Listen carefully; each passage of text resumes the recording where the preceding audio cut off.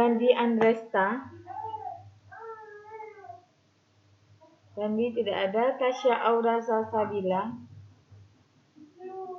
Tasya belum. Pipin Dwi Sapitri. Oh, ini E1 ya. Ini E2 ya.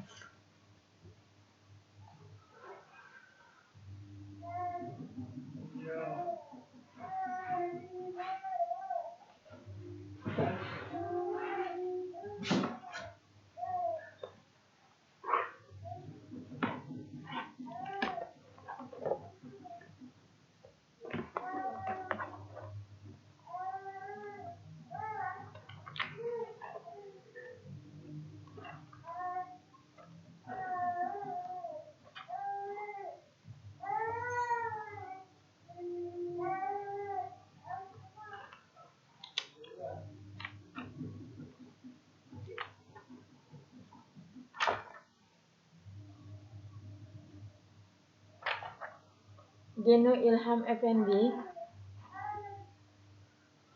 Belum. Mutiara Adinda. Hadir, Bu. Suci Rahmatullah. Suci. Hadir, Bu.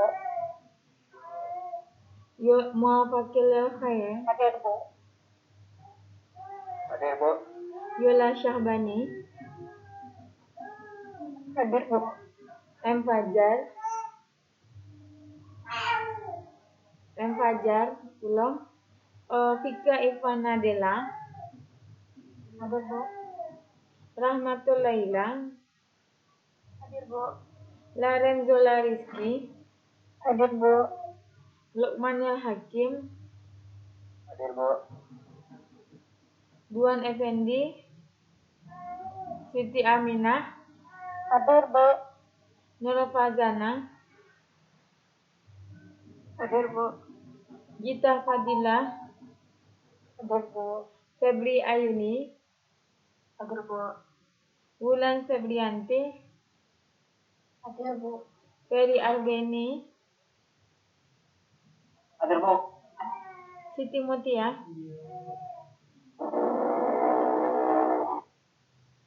Siti. Belum. Pira Faturahmi. Bu. Siti Mutia hadir, Bu. Pira Faturahmi. Belum. Melissa Febriani. Melissa. Belum. Regina Sandia Sadri. Hadir, Bu. Rani Aprilia. Hadir, Bu. Ramadhani Adera. Hadir, Bu. Afdal. Hadir, Bu. Hafiz Maldini. Hafiz belum. Fahrizan. Hadir, Bu. Melissa.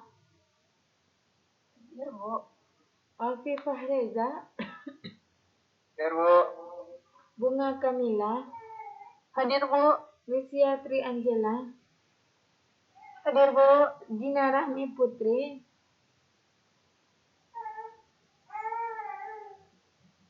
Gina belum. Pino Giovanni. Belum. Oke. Dia belum. Pino, Gina, Hafiz Maldini, Melissa, Pira, Fajar. Gino Ilham. Oke. Ya. Putri Dini Suri belum lagi, Bu.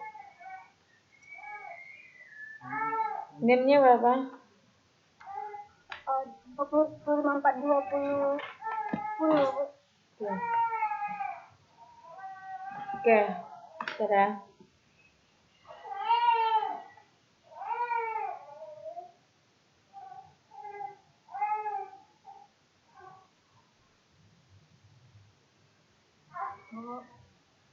Oke. Baik. Pada kesempatan ini kita akan membahas yaitu mengenai eksternalitas. Nah, sebelumnya Ibu sudah memberikan contoh untuk tugas kemarin, tapi tidak ada satupun yang mengumpulkan. Tidak adakah yang bisa mengerjakan atau bagaimana? Tidak ada satupun di kelas ini yang mengerjakan.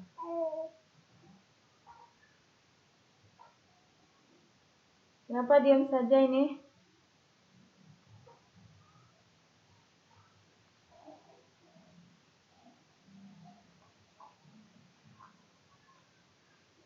Kenapa diam? Tolong dijawab ya, direspon ya.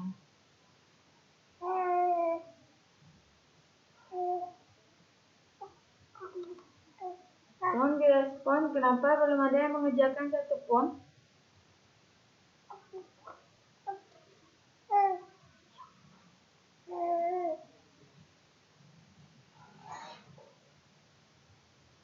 Dua, ini banyak ya mahasiswanya, udah 25 orang yang hadir, tapi belum ada yang merespon. Kenapa? Apakah ada kendala atau bagaimana? Kenapa tidak ada satupun yang mengumpulkan? Tolong direspon ya. Ibu pengennya itu saudara itu tidak diam-diam saja. Jadi ini diam aja semuanya. Seperti ibu ngomong sama siapa gitu, tidak sama orang gitu. Ayo dijawab.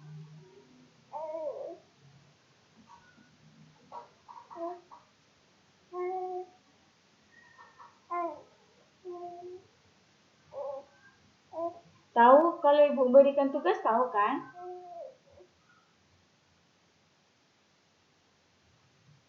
Kenapa nih diam aja ini? Tolong direspon ya, dijawab setidaknya gitu.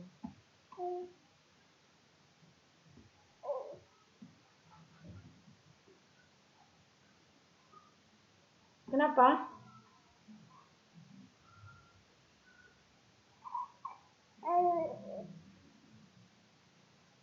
Nih, kenapa enggak ada yang merespon nih? Ini ada masuk dalam kelas ibu atau tidak nih? Apakah tidur semuanya ini?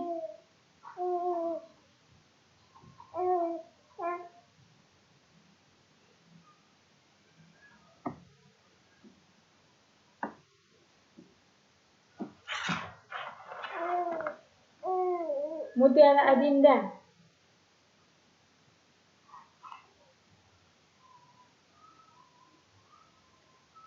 Ya, Bu. Ada yang masuk ke kelas ibu hari ini? Gimana, Bu? Ada terdengar suara ibu sejak tadi?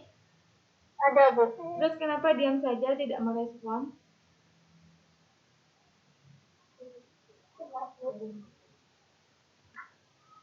Suci Rahmatullah. Kenapa tidak bisa merespon apa yang ibu tanyakan?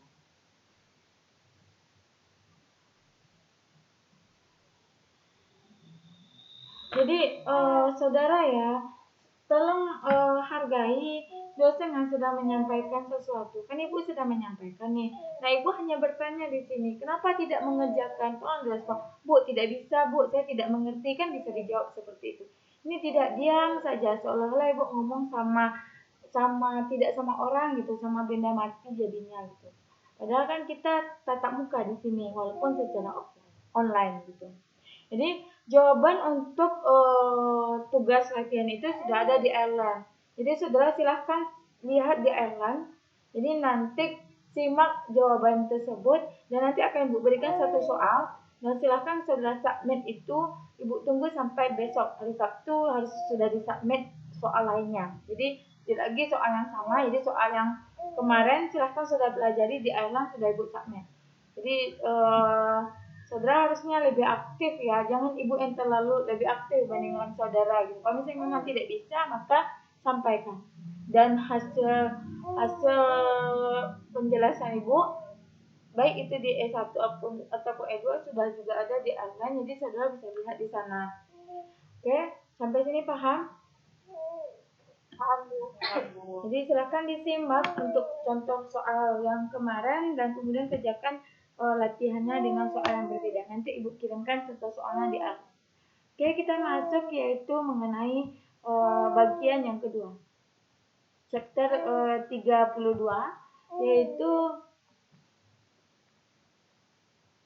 yaitu mengenai eksternalitas.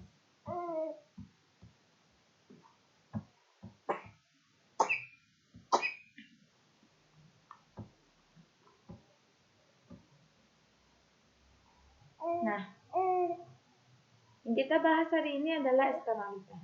Jadi eksternalitas itu ada dua dia. Mungkin saya sudah belajar ya di ekonomi publik sudah ambil.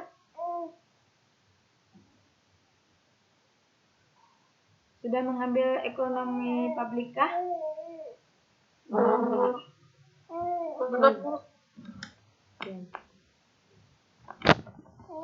Nah, jadi eksternalitas itu apa? Nih, an externality is a cost of a benefit imposed upon someone by action taken by other. Jadi biaya atau manfaat yang dikenakan oleh pada seseorang karena kegiatan yang dilakukan oleh lainnya. Jadi ada manfaat, ada biaya yang akan terkena dampak dari kegiatan seseorang gitu. Misalnya adalah dampak dari kegiatan seseorang merokok. Apa dampak yang bisa terjadi kepada orang lain itu? Apa dampaknya? Orang yang merokok. Jadi bukannya melakukan aktivitas itu yang terkena dampak, tapi orang yang tidak melakukan aktivitas tersebut. Aksi dari orang yang melakukan aktivitas tersebut terkena dampak yang lainnya. Apa? Kalau merokok apa? Apa yang terdampak di sana? Siapa atau apa? Misalnya nih, apa? Gita? Ikut terkena asap rokoknya yang juga bisa dikatakan sebagai perokok pasif, Bu. Oke, jadi itu ya. Jadi perokok pasif itu akan terkena eksternalitas. Jadi yang melakukan kegiatan adalah si perokok. Jadi perokok itu melakukan kegiatan untuk mencapai kepuasannya. Kan dia konsumsi itu mencapai kepuasan yang merokok. Tetapi ternyata kegiatan yang dilakukan oleh si perokok aktif itu akan berdampak biaya atau manfaat di sini kepada perokok pasif itu. Berupa biaya artinya atau berupa manfaat tuh asap rokok tersebut.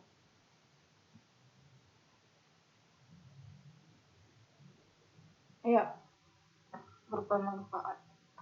Berarti kena asap itu manfaat?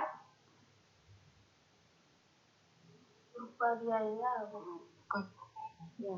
Jadi dengan adanya jadi kan misalnya tadi nih si Amir itu merokok. Maka yang terkena rokok misalnya adalah Susan yang berada di sebelah Amir.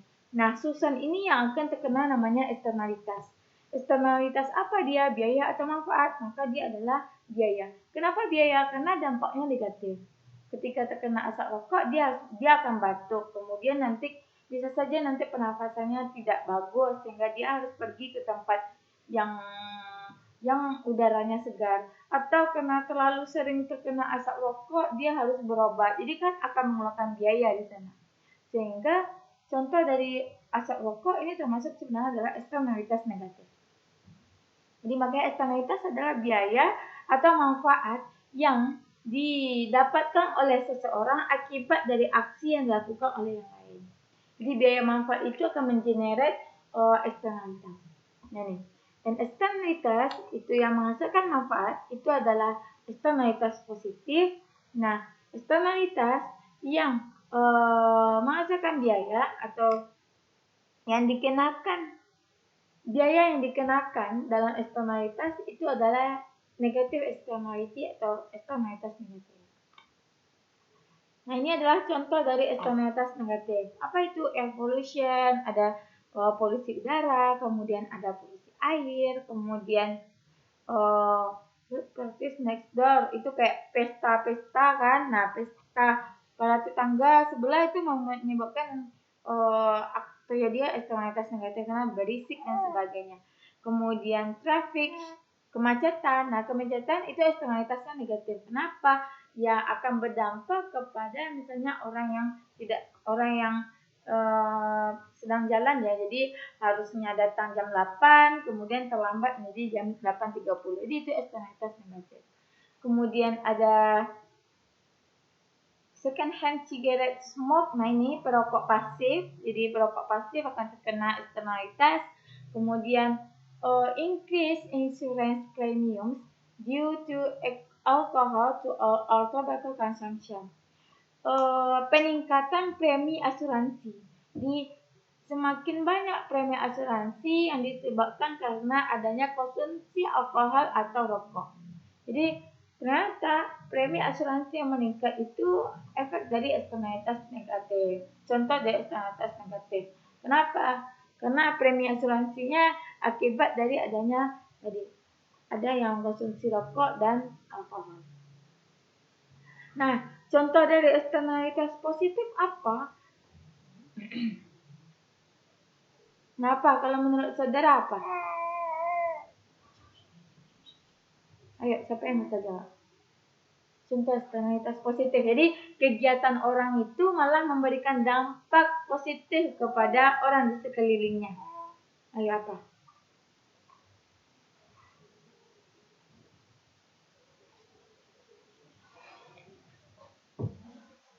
Ayo, apa?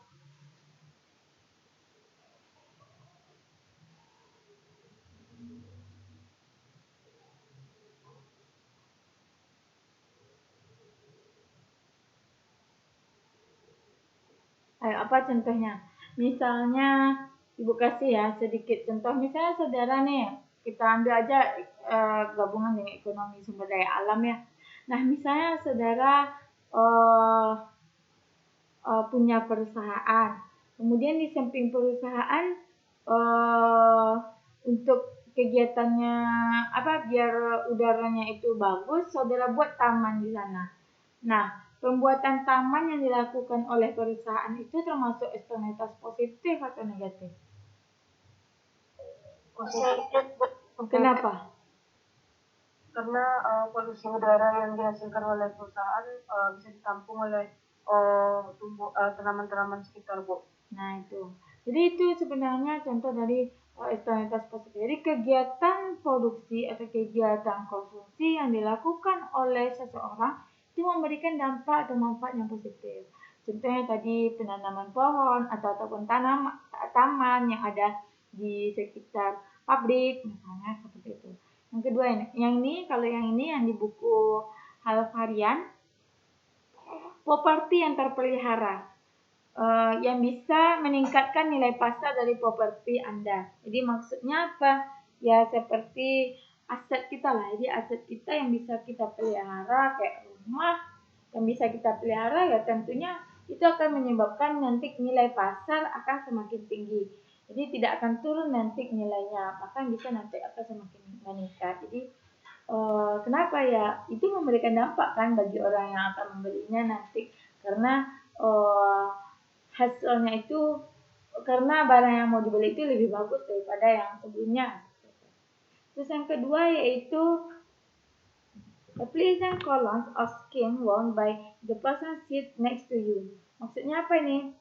Cologne atau wewangian yang menyenangkan dikenakan oleh orang yang duduk di sampingmu. Jadi kayak orang yang pakai parfum, orang yang pakai cologne ya parfum ya atau yang kayak hand body dan sebagainya itu adalah eksternalitas positif. Kenapa? Karena ya kita tidak bau busuk gitu, tidak bau amis yang ada teman kita ini, tapi wangi terus jadi feeling kita tuh enak gitu. Jadi itu termasuk pada eksternalitas positif. Kemudian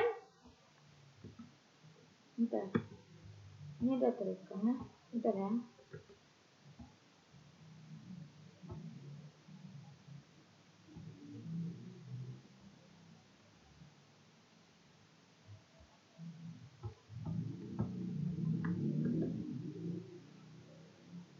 Dan saya put cek rekam lain dulu.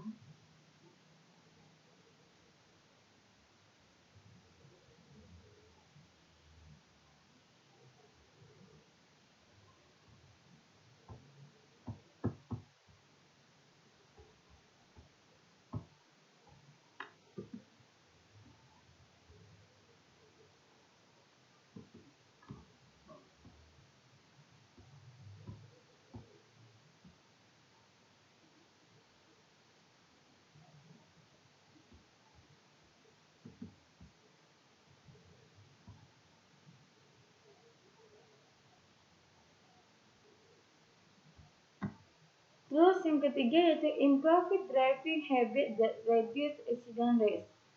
Maksudnya apa? Itu meningkatkan kebiasaan mengendali yang bisa mengurangi terjadinya risiko kecelakaan. Jadi kalau misalnya kayak orang yang mau mengendarai itu dia lakukan yaitu kebiasaan yang bagus dalam berkendara, tidak ugal-ugalan, kemudian dia melakukan pelatihan untuk bisa bagaimana sebenarnya aturan lampu lalu lintas. Nah, itu kebiasaan itu bisa mengurangi terjadinya risiko kecelakaan.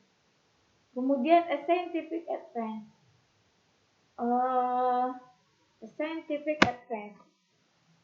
Kemajuan dari suatu ilmu.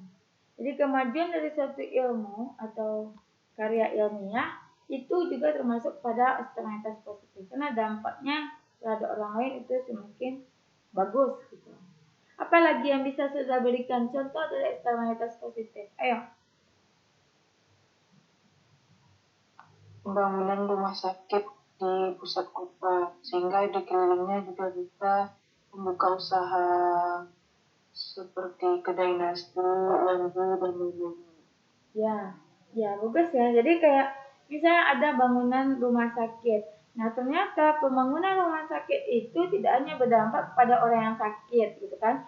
Orang sakit bisa diobati, tapi orang yang ada di sekelilingnya juga bisa membuka lapangan usaha, ya kan. Jadi dia bisa buka rumah makan, kemudian laundry, kemudian nanti bisa juga pulsa, minimarket dan sebagainya. Jadi akan terbuka lapangan usaha di sana. Itu termasuk kepada eksternalitas positif. Apa lagi yang lain?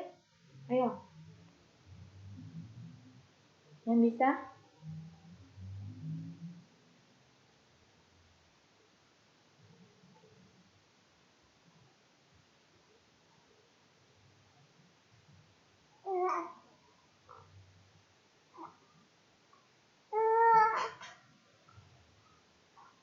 Apa lagi?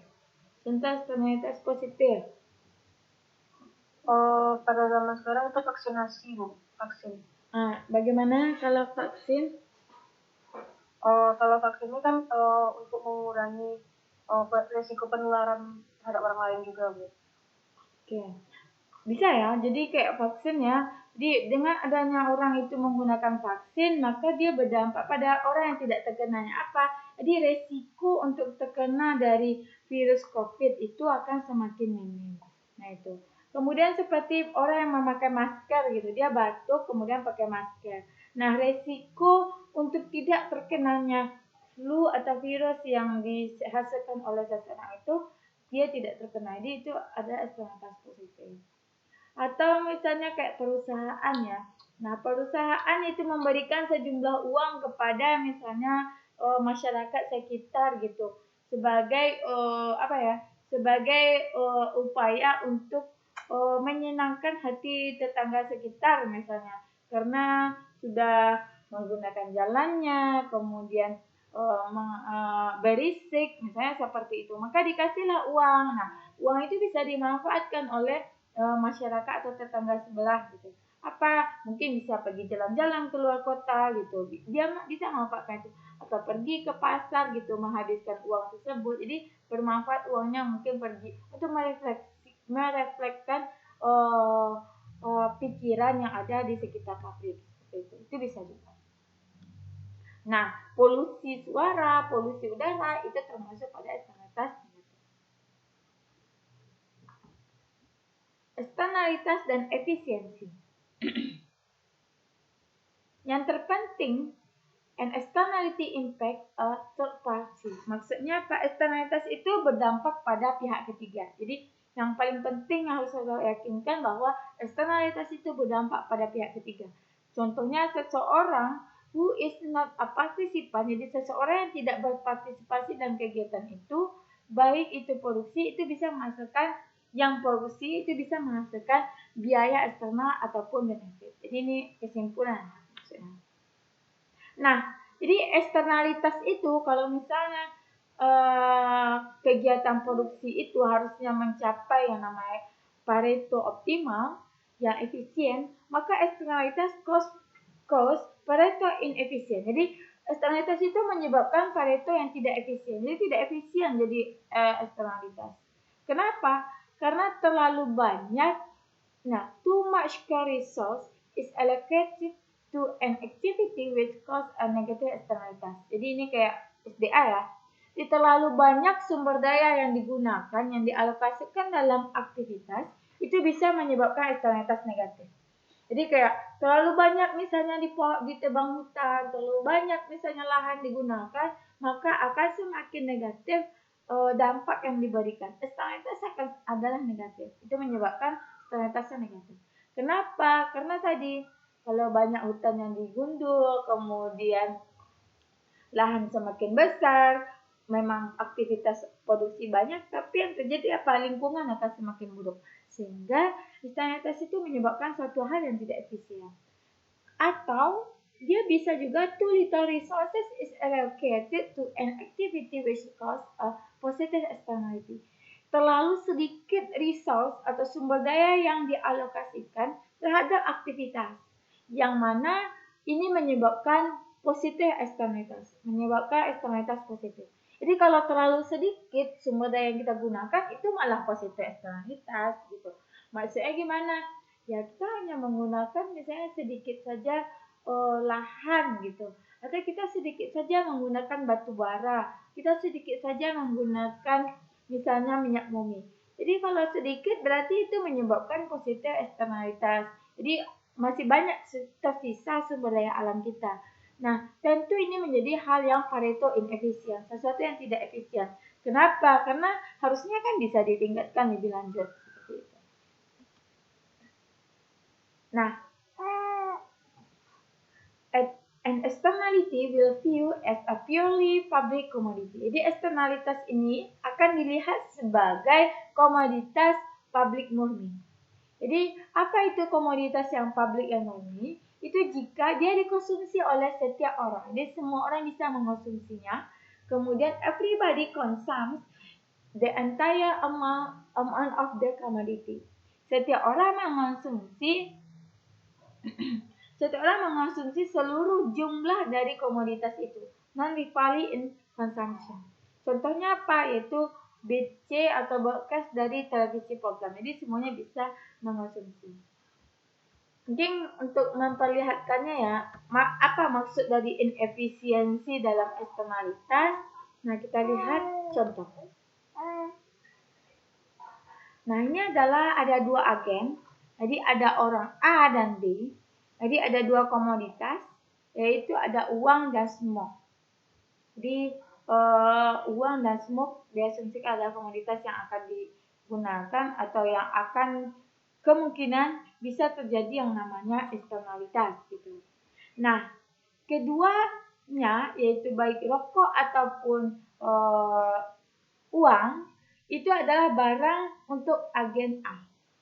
Sedangkan jadi maksudnya adalah yang si agen A ini dia sangat suka rokok dan dia juga sangat suka uang. Jadi uang dan rokok itu sama-sama penting bagi dia. Itu si agen A. Sedangkan agen B, uang yang lebih baik gitu. Uang itu is a good. Sedangkan rokok itu is a bad. Jadi tidak baik gitu. Jadi kalau si B menganggap bahwa rokok itu kalau semakin saya pakai itu akan semakin buruk bagi saya. Sedangkan kalau uang semakin banyak saya gunakan itu akan semakin baik. Nah, di sini merokok is a purely public commodity. Jadi ini termasuk kepada komoditas publik yang murni. Karena itu asumsinya tadi. Asumsi untuk eksternalitas. Harus public commodity. Jadi smoke. Nah, agen A is endowed with jadi agen A itu akan nanti memperoleh sebesar YA dolar. Agen B itu akan memperoleh sebesar YB dolar. Nah, intensitas merokok itu diukur dari skala. 0 itu tidak merokok, 1 adalah konsentrasi dia merokok. Nah, ini adalah untuk agen A. Jadi kurvanya ini yang warna pink ini slope-nya akan menurun nih. Jadi dia sangat suka untuk merokok. Berarti dia akan semakin ke atas dia. Kalau di 0 dia nih Nah, maka itu bukan si A nih, bukan tipenya A. A kalau bisa dia di 1 gitu, karena semakin ke 1 dia berarti akan semakin bagus gitu, semakin baik. Kemudian A juga mengatakan bahwa uang adalah hal yang baik. Berarti semakin jauh dari 0 itu akan semakin baik. Berarti kalau dari garis 1, 2, 3 mana yang lebih baik? Garis pertama, kedua, ketiga yang menggambarkan agen A. Jadi si A ini menganggap bahwa oh rokok ini bagus nih. Jadi kalau semakin ke atas dia itu semakin bagus gitu. Termasuk uang. Mana menurut saudara? Yang garis pertama, garis kedua, atau garis ketiga yang semakin baik kalau menurut agen A? Garis ketiga. Garis ketiga. Kenapa enggak garis ke 1? Karena garis ketiga lebih jauh dari 0. Oke. Ya, bagus ya. Jadi karena si A ini mengatakan bahwa money and smoke are both, keduanya adalah baik gitu. Jadi kalau semakin baik kan berarti nilainya akan jauh dari 0 nih. Jadi kalau merokok berarti harus sampai di angka 1 tadi, karena kan skalanya sampai 1 ya, maka dibuat 1 sini. Jadi yang paling baik kalau untuk si agen A itu harus sampai 1. Kemudian untuk yang ini, untuk yang money itu juga harus MA ini money ya, money si A, berarti dia harus jauh dari 0. Berarti yang garis ketiga. Nah, ini YA ini apa tadi? Ini adalah endowment atau yang maksudnya itu yang diinginkan harusnya yaitu adalah di YA gitu maksudnya. Nah, berarti apa? Semakin jauh dia dari 0, maka itu adalah semakin baik. Tadi yang disampaikan. Jadi, makanya garis ketiga itu semakin baik kalau untuk si A. Bentar ya. Coba saudara simak ini sebentar, kemudian nanti gue tanya.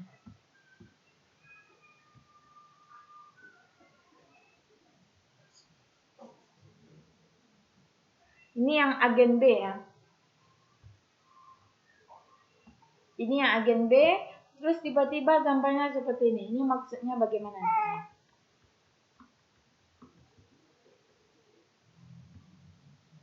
Seperti ini, kemudian dia seperti ini. Ini maksudnya bagaimana? 5 menit ya.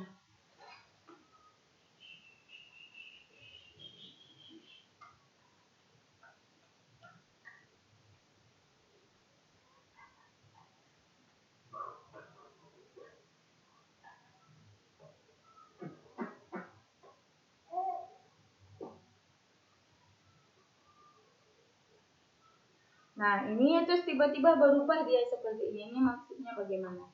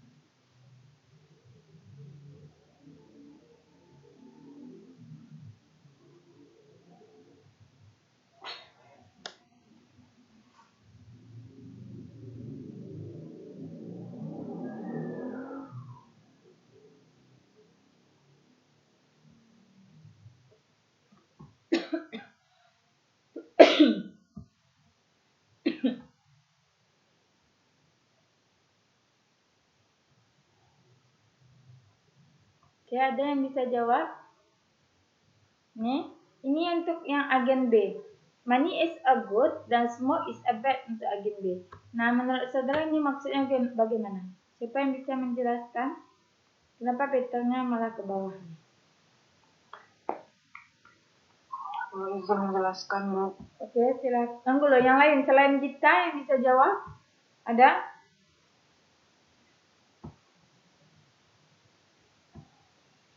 Ini banyak ya yang tutup kamera ya. Ibu izin untuk off, nah sebelah juga off ini. Ini Ibu asumsikan bagaimana nih, hadir atau tidak nih? Banyak nih. Laren, Nafazana, Bunda Kamila, Fajar, Lutfi, Fariza, Lukman Hakim. Banyak. Oke, bagaimana? Silakan. Oke. Ulang dulu. Untuk yang asap rokok itu kan Bu, bagi si B itu kan buruk Bu, jadi pada mengarah menjauhi satu itu lebih baik Bu, karena kan tadi 0 itu kan tanpa asap itu, jadi sesuai dengan pernyataan yang untuk agensi B itu. Oke. Kalau yang maninya mana? Di mana dia? Berarti garis mana yang bagus? Yang pertama, kedua, atau ketiga? Untuk yang asap rokok itu yang ketiga Bu.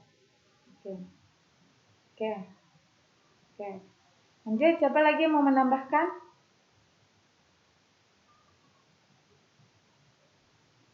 Gita tadi mau menambahkan? Iya, Bu. Oke, silakan. Sama aja sama bulan tadi, Bu. Menurut agen B ini uang lebih baik dan asap rokok itu lebih buruk. Jadi kurva untuk rokok itu menurun dan arah kurva untuk uang itu meningkat ke kanan untuk arah uang dan rokok ke bawah. Oke. Jadi jelas ya. Kalau yang tadi karena dia sama-sama bagus maka dia akan naik ke atas. Yang uang juga akan naik ke atas. Tapi karena di si B ini yang si merokok ini adalah buruk. Berarti kalau merokok kan 1 nih poinnya. Berarti kan yang semakin ke atas itu kan semakin buruk. Makanya yang semakin bagus apa? Semakin mendekati 0. Kayak dia akan turun di sini. Kemudian yang uangnya itu akan semakin baik. Maka dia akan naik ke atas. Ini akan semakin menjauhi 0 kan? Ini kan nih yang sumbu Y berarti kan dia tidak akan mendekati 1 nih. Nah, ujung A, baik pertama, kedua, ketiga kan sama-sama menjauhi nih, menjauhi 1. Nah, kemudian yang mani itu adalah baik. Berarti akan antara 1, 2, dan 3 kan yang paling banyak kan di 3. Makanya yang lebih semakin dia menjauhi ini angka 1 maka is a better. Nah, kemudian ini maksudnya bagaimana? Ini sama-sama agen B nih. Ini apa maksudnya? Ada yang bisa jawab?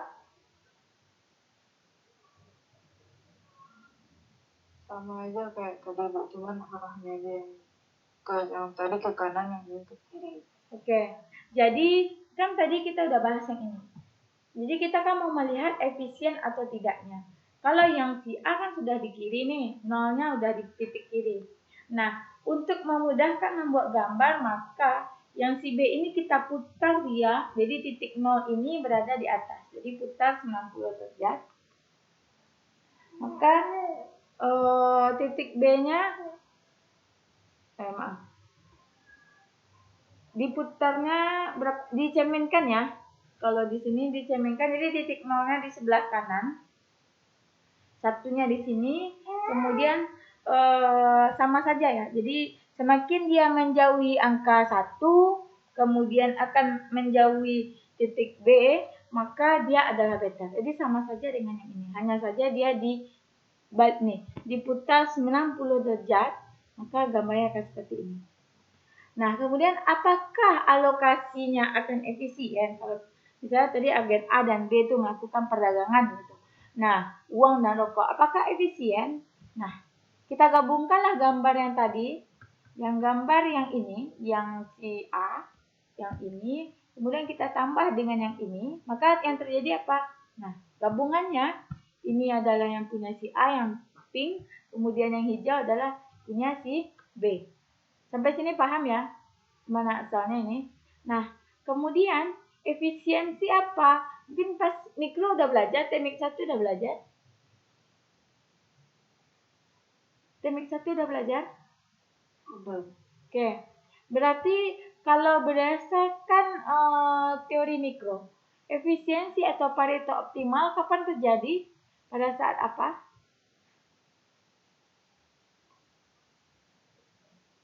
Ayo. Siapa yang bisa jawab? Sebelumnya Ya. boleh izin sama cara buat dulu Bu, soalnya ada ujian. Ujian apa itu? Udah mulai UTS? Ujian ekonomi kelembagaan UTS. Iya dah. Silakan. Cepat ya UTS. Siapa Sama rasanya? Tiara Bu. Iya sama Tiara Desi. Oh. Oke. Ya, soalnya kami soalnya ibu katanya melahirkan jadi tetap itu UTS-nya. Oke. Silakan. Jadi ya, jadi ini yang si agen A, ini agen B. Nah, efisiensi itu harusnya apa? Pada saat jadi dilakukanlah pertukaran si A dan si B. Nah, yang efisiensi itu adalah pada saat warna merah dan garis hijau ini itu bersinggungan. Kalau pada saat ini sudah ada nggak yang bersinggungan? Udah. Mana yang bersinggungan? Yang di tengah-tengah. Ini bersinggungan atau berpotongan? Beda ya, bersinggungan dengan berpotongan berbeda. Jadi kalau bersinggungan kayak saudara bersinggungan gitu, menyentuh dia. Jadi kalau ini kan berpotongan ya, ini dipotong. Jadi belum ada di sini perpotongan. Nah, kemudian lakukanlah pertukaran terus. Nah, seperti ini. Nah, baru ini bersinggungan. Kan bersinggungan nih. Hijau dengan pink itu bersinggungan dia. Hijau dengan warna pink, yang B dengan A itu sudah bersinggungan. Jadi sudah lakukanlah pertukaran. Sehingga titik-titik yang warna kuning ini yang dikatakan dengan titik efisiensi. Efisiensi yang alokasi. Harusnya seperti itu. Ini harusnya ya. Harusnya yang terjadi adalah seperti ini.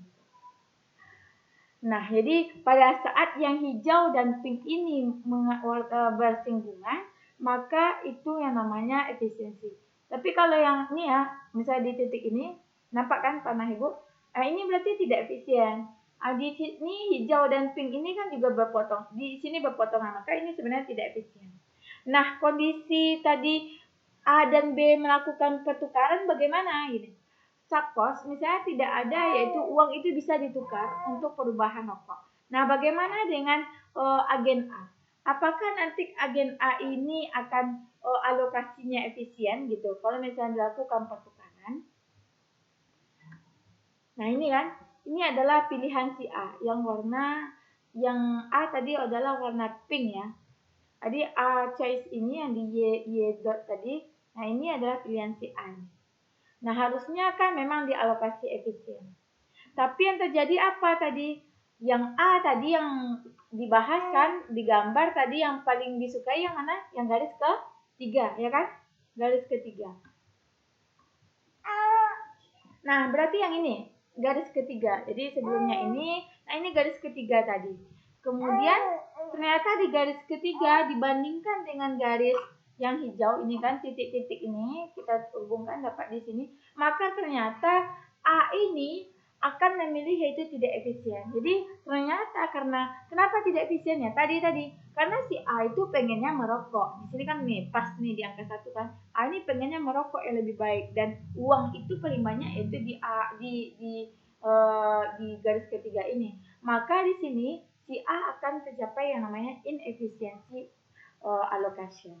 Jadi artinya apa? Ternyata efek dari A yang merokok itu akan terjadi eksternalitas. Terbukti dari sini. Itu titiknya itu bukan di titik yang warna kuning, tetapi yaitu di titik warna pink, yaitu inefisien terjadi.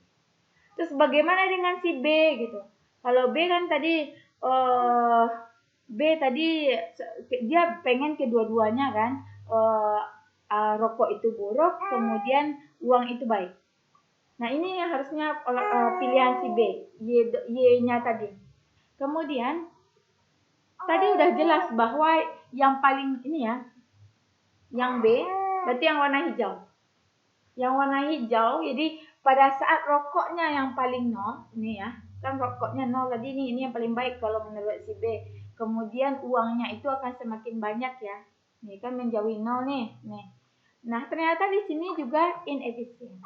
Artinya apa yang bisa kita simpulkan bahwa jika A dan B tidak melakukan perdagangan, maka itu akan terjadi yang namanya inefisiensi. Jadi akan terjadi yang namanya terlalu banyak rokok ataupun akan terjadi terlalu sedikit rokok kalau untuk pilihan si B. Nah, apa yang bisa dilakukan gitu agar tercapainya efisiensi, yaitu adanya kepemilikan atau hak milik.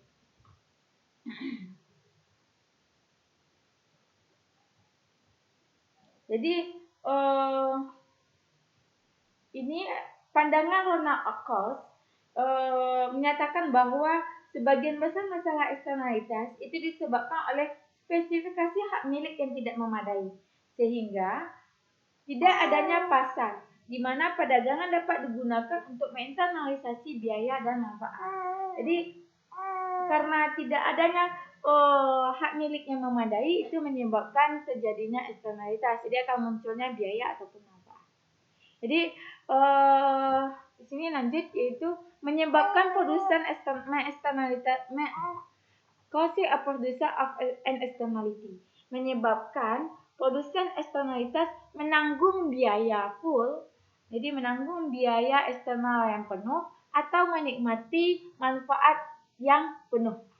Itu menyebabkan hal tersebut. Nah, jika misalnya agen A maupun B tidak memiliki udara di kamar mereka, apa yang terjadi jika hak kepemilikan ini hanya diberikan kepada salah satunya? Jadi kalau nggak ada udara di dalam ruangannya, apa yang terjadi kalau misalnya hak kepemilikan tidak diberikan kepada salah satunya? Jadi misalnya si B ini ditugaskan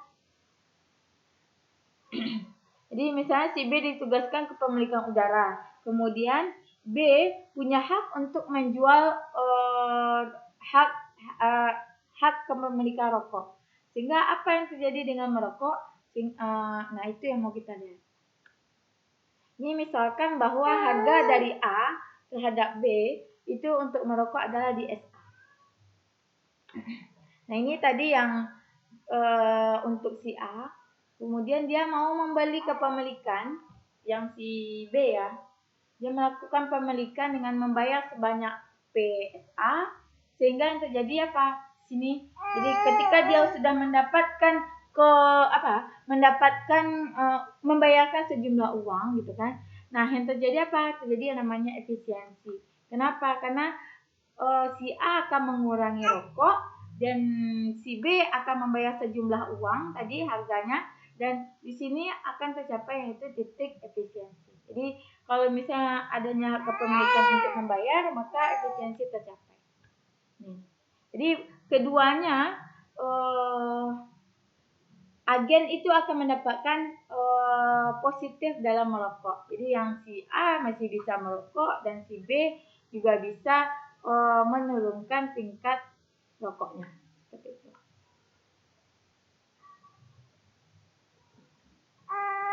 Jadi ini dikatakan apa? Jadi membangun pasar untuk perdagangan hak merokok itu menyebabkan alokasi efisien itu tercapai. Jadi kalau udah ada misalnya hak untuk perdagangan dalam merokok, maka itu efisiensi tercapai. Kemudian kalau misalnya agen A menetapkan kepemilikan udara di dalam ruangan, agen B sekarang dapat membayar agen A untuk mengurangi intensitas asap. Nah, berapa banyak rokok yang ada dan how much uang yang akan B bayarkan terhadap A?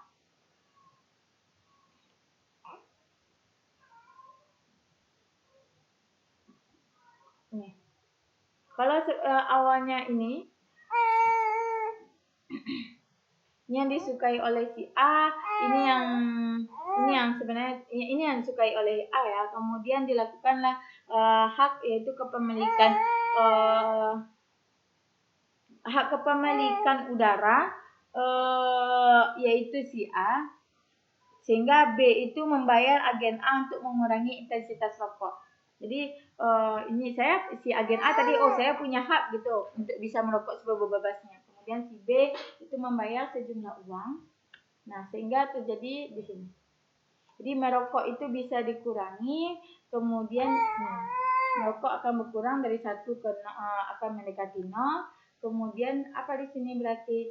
Berarti uangnya akan berada di titik sini. Jadi harganya akan kembali sini. Nah ini, rokoknya akan turun. Kalau tadi, takutnya ibu salah itu. Nah kalau tadi kan si A, si B, di mana dia yang punya hak kepemilikan udara. Kemudian si A, kita balik buat tadi ya. Jadi si A yang ingin merokok gitu. Apa yang bisa dilakukan? Maka dia bayar sejumlah uang. Nah, dibayarlah sejumlah uang, kemudian sehingga dia bisa melakukan aktivitas merokok, jadi naik dia sehingga terjadi capaian yang efisien. Kalau di sini si A itu punya aktivitas merokok. Nah, kemudian lakukanlah pembayaran sejumlah uang sehingga apa tadi aktivitas merokok itu akan turun dan efisien terjadi.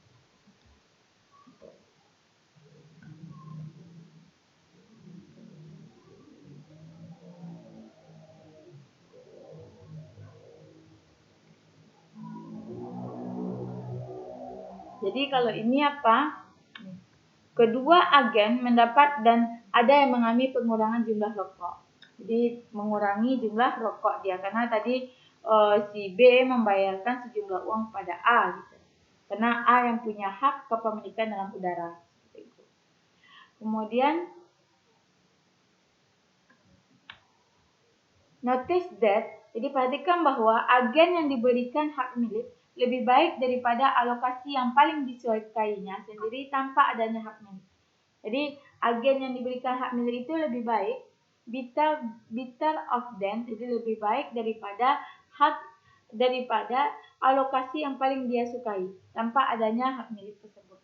Jadi jumlah merokok yang terjadi itu dalam keseimbangan tergantung dari agen mana yang diberi hak milik. Jadi kalau misalnya ini adalah agen A yang diberikan hak milik, maka nanti intensitas rokoknya akan berkurang.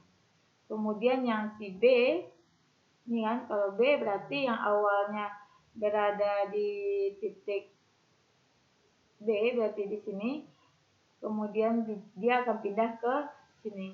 Jadi merokoknya juga akan berkurang.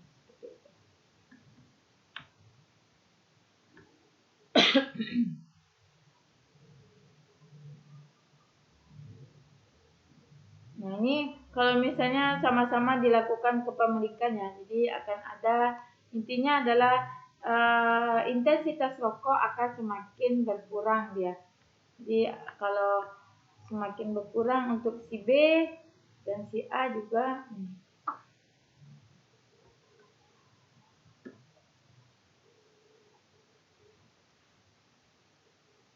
SA tidak sama dengan SB. SA ini yang SB. SA intensitasnya berarti 0 ke di bawah 1 ya.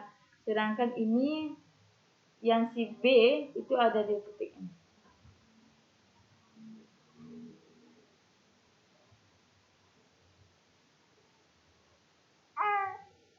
Nah, kalau misalnya ada kasus di mana jumlah yang merokok yang sama terjadi dalam keseimbangan, tidak peduli di mana agen tersebut diberi kepemilikan udara di dalam, maka gambarnya akan seperti ini. Jadi dia tidak peduli mau diberikan yang mana lah, jadi titiknya akan sama. Jadi sejajar dia efisiensinya, baik A dan B. Jadi K2A agen itu memiliki MLS is constant, di mana perubahan dari uang itu akan tetap ya.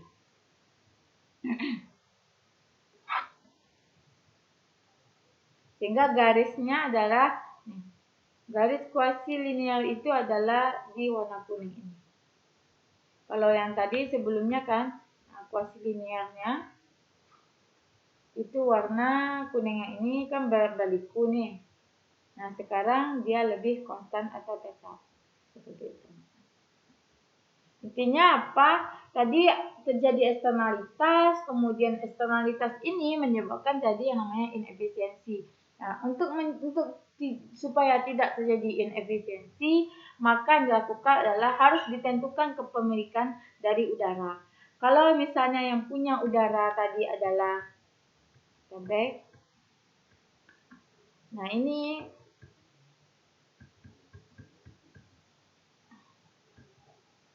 kalau ini yang si B yang memiliki kepemilikan udara, kita ulang ya kalau misalnya masih ragu. B yang punya kepemilikan udara, maka B bisa menjual rights to smoke. Jadi kebebasan untuk merokok kepada si A.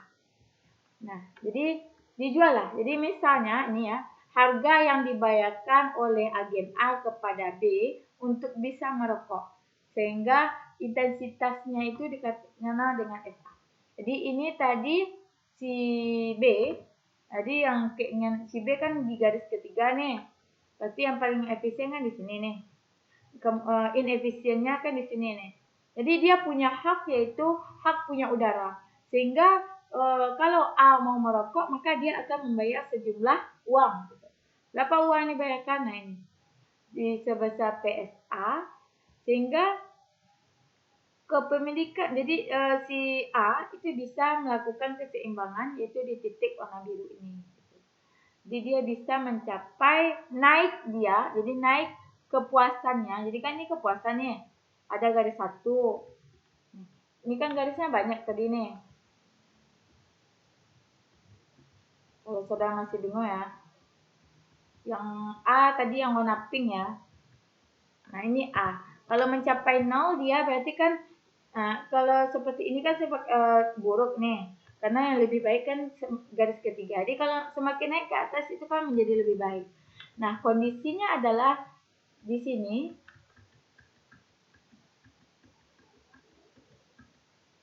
Ini tadi yang si B ini yang paling baik, berarti yang A kan ini kondisi yang paling buruk bagi dia gitu. Jadi dia mau merokok nih. Nah, dibayarkanlah sejumlah uang kan. Nah, ketika dia bayarkan sejumlah uang, maka ini indifferent curve-nya, bisa itu ya namanya. Nah, itu akan naik dari nomor 1 ke nomor 2. Sehingga akan tercapai yang namanya ini. Ini akan naik, kemudian yang si smoke, yang si B juga akan bergeser ke kanan. Yang warna hijaunya juga naik. Jadi akan berada di titik biru. Sehingga apa yang terjadi di sini? Jadi intensitas merokok yang awalnya itu 0, ini 0 ya untuk si A, itu akan naik sebesar ini, 0 ke SA. Dari titik ini ke titik biru. Ini kenal dengan SA. Jadi intensitas merokoknya akan naik gitu. Jadi apa yang maksudnya? Jadi dengan adanya kepemilikan si B hak milik udara, kemudian dibayarkan sejumlah uang oleh si A, itu menyebabkan eksternalitas yang positif. Efisiensinya sudah positif, di mana sudah bisa merokok di sini seperti itu. Jadi alokasinya efisien karena sudah berada di titik ini. Kemudian kalau agen A yang punya kepemilikan, jadi agen A punya kepemilikan berarti dia akan pilih yang paling dia sukai. Jadi akan semakin mendekati 1. Ini yang paling dia sukai. Kemudian pada kondisi itu berarti kan si B di sini nih, di titik yang warna hijau ini kondisinya, karena pada waktu itu merokok yang tidak dia sukai dan nilai M-nya rendah. Nah, karena si di sini adalah A yang punya hak kepemilikan udara, maka B karena dia ini banyak kali merokok, dia pengen yaitu ada udara. Maka dia bayarlah sejumlah uang kepada si ini, uang yang dibayarkan oleh B kepada A, itu menyebabkan apa? Maka yang awalnya intensitas rokoknya adalah 1, kemudian akan turun dia mencapai SB. Jadi di garis ini. Jadi si B itu punya nafas atau udara sebesar ini. Efek dari dia sudah bayar sejumlah PSB. Seperti itu. Jadi baru tercapai yang namanya efisiensi. Nah, jadi dikatakan bahwa setiap agen itu mempunyai hak kepemilikan itu lebih baik daripada apa yang dia miliki gitu. Jadi kalau misalnya sama-sama, jadi ini kalau misalnya sama-sama ya, jadi A punya hak kepemilikan, B punya hak kepemilikan, maka yang terjadi adalah seperti ini. Kalau A akan bisa bertambah dan B juga akan bisa mendapatkan udara. Kapan intensitasnya? Nah, ini akan sama, yaitu pada saat seperti ini. Jadi PSA dan PSB itu uangnya yang dibayarkan sama, nanti maka intensitas dia akan berada di tengah-tengah. Jadi ada beberapa udara untuk merokok dan ada beberapa udara untuk bisa dihirup seperti itu. Di MLS-nya akan konstan atau kuasi linearnya akan lurus.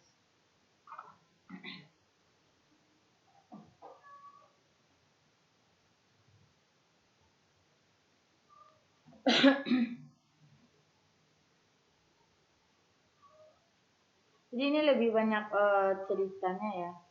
Jadi, jika semua preferensi agen adalah kuasi linear dalam uang, maka tingkat efisiensi yang menghasilkan eksternalitas tidak peduli. Jadi, efisiensinya terserahlah gitu. Kalau misalnya ini ya, sudah seperti ini, maka efisiensinya terserahlah.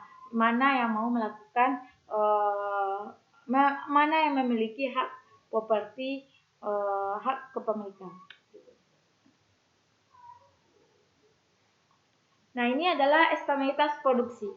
Jadi, sebuah pabrik baja, steel, pabrik baja menghasilkan baja dan polusi. Jadi, di pabrik baja itu ada baja dan polusi. Berarti polusi di sini berupa eksternalitas positif atau negatif? Ayo. Steel, dia jadi ada sebuah perusahaan, yaitu perusahaan baja, itu menghasilkan baja dan polusi. Polusi berarti eksternalitas positif atau negatif? Negatif. Kapan? Itu kepada pihak ketiga. Jadi dia adalah eksternalitas negatif. Pollution adversely affect a nearby fishery. Jadi dia berdampak kepada perikanan yang ada terdekat sana. Di kedua perusahaan itu akan mengambil harga. Yang pertama yaitu harga terhadap baja, yang PF yaitu harga terhadap ikan. Jadi ada perusahaan, jadi perusahaan itu akan mengambil harga seperti itu. Jadi CSS,X itu adalah perusahaan baja, biaya perusahaan baja dari memproduksi S unit of steel, jadi S unit baja yang digabungkan dengan X yaitu berupa polusi. Jadi ada biaya, yaitu biayanya dihitung adalah tidak hanya biaya baja tapi juga biaya polusi. Nah, jika biaya dari baja itu tidak termasuk kepada eksternalitas dari biaya polusi, maka keuntungannya apa? Di harga baja P dikali dengan Q dikurang dengan biaya dari biaya pembuatan baja dan X itu biaya pembuatan polusi gitu. Jadi keuntungan itu diperoleh dari ini kan TR dikurang TC. TR apa? P dikali Q dikurang dengan C dikali Q. Nah, di sini tidak hanya Q saja. Q-nya kan baja nih, S nih, S. Jadi Q-nya tidak hanya baja tapi juga ada polusi. Sehingga untuk mencapai kondisi yang maksimum, jadi PSS dikurang dengan CS, jadi S, X. Jadi first order for maximum condition yaitu kapan? Jadi kita turunkan keuntungan ini terhadap S1, kemudian kita turunkan terhadap X1. Dia sama kayak kemarin. Jadi kalau kemarin kan produksinya saja yang dilihat. Di sini kita juga memperhatikan polusi. Nah, jadi negara itu menyatakan bahwa perusahaan itu bisa memproduksi output, itu pada saat apa? Marginal dari produksi. Jadi produksi output level of steel, itu harga itu akan sama dengan marginal dari production cost. Jadi biaya dari baja itu akan sama dengan marginal produksi dari biaya. Dan ini adalah tingkat dari perusahaan melakukan biaya produksi untuk polusi. Jadi harga berdasarkan marginal dari produksi cost nih, marginal production cost, kemudian ada juga nanti internal produksi biaya. Jadi biaya internalnya berupa yaitu dengan melihat nilai polusinya gitu. Jadi nilai polusinya itu yaitu dikenal dengan the marginal cost of to the current of pollution itu adalah reduction atau dikenal juga dengan sisa lah.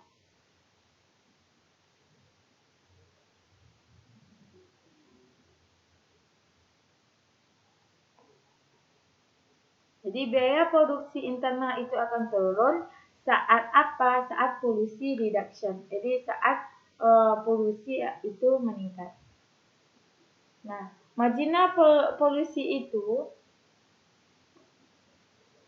the marginal pollution dalam sebuah polusi itu ada meningkat. Nah, apakah marginal benefit terhadap baja itu bisa mengurangi polusi?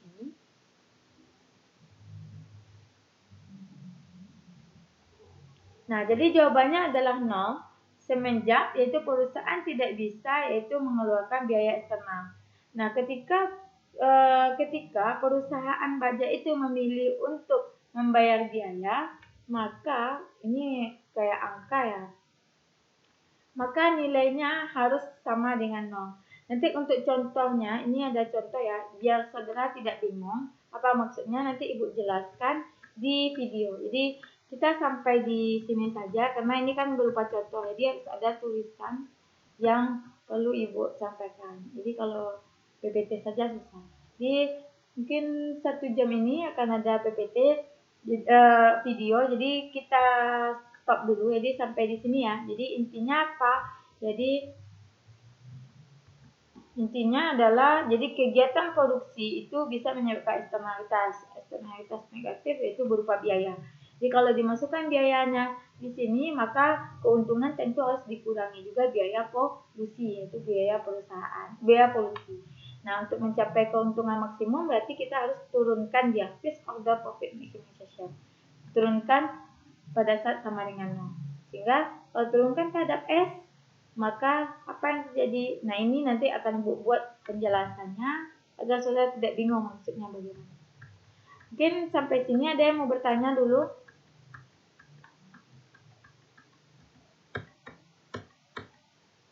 Mungkin ini ya, jadi kuliahnya sampai di sini saja. Margin tidak usah.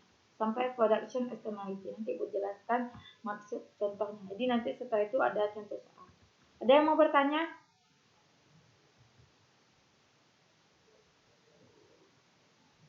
Berarti paham ya yang Ibu jelaskan? Ada paham yang Ibu jelaskan?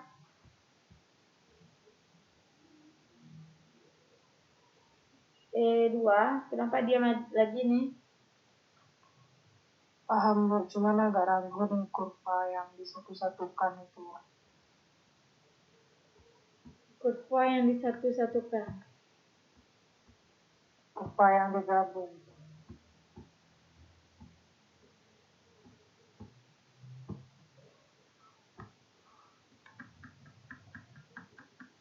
Ini paham ya, jadi yang paling disukai oleh si A berarti yang garis ketiga ini. Ya, yang paling disukai oleh si B berarti yang garis yang hijau ini. Kan seperti itu. Jadi kalau diputar dia yang paling disukai kan di sini nih kalau yang si B. Jadi yang di bawah ini kan kurang disukai dia. Nah, kemudian ini kan belum dilakukan perdagangan, belum ada nampak titik efisiensinya. Harusnya efisiensi kapan? Itu persinggungan dari yang hijau dengan P. Jadi makanya efisiensi itu kalau kita tarik maka peroleh titik-titik ini. Titik yang menghubungkan titik efisiensi alokasi ini dikenal dengan kuasi linear. Nah, kemudian yaitu ini tapi kegiatan ini untuk si A tidak akan tercapai pada saat karena dia inginnya adalah smoke yang paling banyak kan seperti itu. Dia yang diinginkan A mana? Dari garis 1 2 3 berarti kan di sini nih. Ini yang paling banyak gitu. Nah, yang terjadi pada saat garis yang paling banyak itu dia berpotongan dengan garis yang hijau yang punya si B. Berarti A itu preferred choice is an efficient. Jadi pilihan A yang paling dia sukai ya di sini. Ternyata kegiatan yang dia sukai di sini itu tidak efisien. Itu jawabannya. Jadi kalau kegiatan dia yang menyukai merokok lebih banyak, kemudian uang lebih banyak, itu sebenarnya menghasilkan suatu hal yang inefisiensi gitu dalam perekonomian gitu. Nah, kemudian bagaimana dengan si B? Nah, B kan harusnya seperti ini juga. Pilihannya itu kan yang warna hijau ini. Nah, ternyata kondisinya adalah pada saat ini, berarti kan yang paling jauh kan yang hijau yang ini. Nah, hijau ini bersinggungan atau berpotongan di sini dengan yang warna merah, di mana si perusahaan yang si agen A itu tidak suka di yang warna ini karena 0 kan di sini rokoknya. Padahal A itu pengennya kan smoknya yang paling tinggi. Nah, kondisi ini adalah most preferred choice, hal yang paling disukai oleh si B gitu. Pada saat apa? Merokoknya itu adalah 0 dan uangnya paling banyak. Nah, itu. Nah, kondisi ini berarti apa? Ya inefisien juga. Kenapa inefisien? Karena tidak bersinggungan tapi berpotongan. Nah, itu. Nah, kemudian kapan tercapainya efisiensi? Ya tadi, adanya property right, adanya hak kepemilikan gitu. Nah, hak kepemilikan yang mana? Si A atau si B kan seperti itu. Nah, misalnya yaitu PSA, itu harga yang dibayarkan oleh agen A terhadap B untuk mendapatkan intensitas merokok. Jadi berupa SA. Jadi kalau misalnya tadi ya, kalau yang ini asumsinya adalah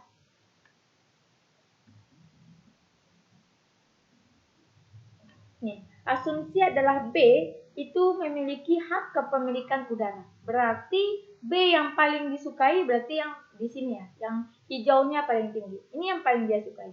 Dan di sini ternyata tidak sangat disukai oleh si A karena dia tidak bisa merokok di sini. Maka apa yang bisa dilakukan oleh A? Itu dia akan membayar sejumlah uang. Jadi berupa ini PSA. Jadi sejumlah uang untuk mendapatkan intensitas merokok.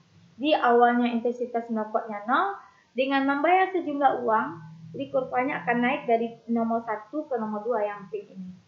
Sehingga titik keseimbangan akan berubah di warna biru. Apa yang jadi? Berarti 0 ke SA. 0 ke SA ini adalah intensitas merokok. Jadi sudah naik kan? Skalanya udah naik. Jadi intensitas merokok si A itu akan naik. Dan yang terjadi apa untuk si B? Maka si B harus bersedia mengurangi hak kepemilikan udaranya. Karena kalau udah bayar nih sama si A. Jadi akan ada yang merokok di sini. Karena intensitas udaranya udah diambil oleh A. Itu maksud dari eksternalitas kalau adanya hak kepemilikan. Karena sudah mencapai titik ini, persinggungan garis hijau dengan pink berarti ini adalah efisien. Gitu. Jadi ini adalah positive amount of smoking. Jadi ini adalah menyebabkan efisiensi allocation. Nah kemudian kalau A yang punya udara, kalau A yang punya udara berarti yang pinknya paling jauh kan? Nih, pada saat smoke-nya 1. Nah ternyata pada kondisi ini dia adalah inefisien yang sangat disukai ya kan? Jadi eksternalitas, periode eksternalitas di sini. Nah jika ada hak kepemilikan si tadi, A punya hak kepemilikan untuk punya udara. Jadi yang bisa dilakukan apa? Karena A punya hak kepemilikan, berarti kan dia paling tinggi di sini. Dia bisa merokok sebebas-bebasnya. Sehingga yang bisa dilakukan apa? B, nah bayarlah sejumlah uang kepada A. Jadi dibayarlah uang. Akibatnya apa? Akibatnya intensitas merokok si A, nah ini, itu akan turun dia. Turun dia dari 1 ke SB. Dan di sini artinya apa? Akan terjadi yaitu penambahan udara untuk si B. Jadi kalau udah mencapai titik kesinggungan berarti sudah efisien. Nah ini kapan? Yaitu kalau misalnya ada kepemilikan kedua-duanya. A punya kepemilikan, B punya kepemilikan. Maka saling membayar. Ketika saling membayar maka terjadi kurvanya akan seperti ini. Seperti itu maksudnya. Nah ini jika kasus di mana jumlah dari orang yang merokok itu tidak memperlihatkan mana yang punya kepemilikan. Jadi kalau tidak dilihat ya, yang sebenarnya punya kepemilikan yang mana, maka dia pasti akan mengeluarkan sejumlah biaya gitu untuk bisa dia punya walaupun tidak punya kepemilikan. Maka SA akan sama dengan SB. Jadi pada kondisi ini akan ada intensitas merokok dan ada intensitas untuk tidak merokok atau mendapatkan udara. Nah, itu sampai untuk yang mengenai eksternalitas. Kemudian kita masuk yaitu eksternalitas production, eksternalitas produksi. Jadi ini dari gambar lagi, di mana produksi itu selain menghasilkan produksi ternyata juga menghasilkan polusi. Nah, polusi itu berdampak pada siapa? Nah, ini pihak ketiganya adalah perusahaan ikan. Jadi akibatnya apa? Jadi harga terhadap baja dan harga ikan nanti pasti akan berubah.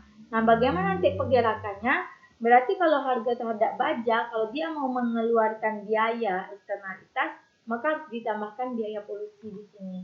Sehingga nanti keuntungannya pasti akan berubah. Ini harga, berarti harganya adalah marginal dari biaya produksi. Di mana marginal biaya produksi juga memperhitungkan X di sini. Juga memperhitungkan polusi. Seperti itu. Nah, tingkat ini. Jadi, kalau memperhatikan biaya produksi, eksternalitas, maka biayanya akan sama, harga akan sama dengan marginal biaya produksi, marginal production cost. Kemudian jika misalnya the cost gone down, maka polusi akan meningkat. Jadi semakin banyak biaya akan turun, maka polusi akan meningkat. Iya kan? Jadi logikanya gitu. Kalau misalnya sedikit sajalah kurangi biaya, nggak usahlah kita bayarkanlah biaya polusi. Berarti kan akan semakin meningkat nanti polusinya. Jadi marginal cost pasti akan turun. Jelas ya seperti itu. Jadi orang tidak mempertimbangkan polusi. Jadi yang dipertimbangkan biaya produksi saja. Berarti ya udah polusi akan mengalami peningkatan. Nah, marginal benefit dari baja itu bisa mengurangi polusi tidak? Nah, ini yaitu pada saat kapan? Jadi pada saat nilainya itu marginalnya itu adalah 0, maka itu bisa mengurangi polusi. Nah, untuk contoh nanti Ibu jelaskan. Jadi kita sampai ke production externalities. Ini harus ditulis, jadi nanti di via YouTube saja. Oke, ada lagi yang mau bertanya?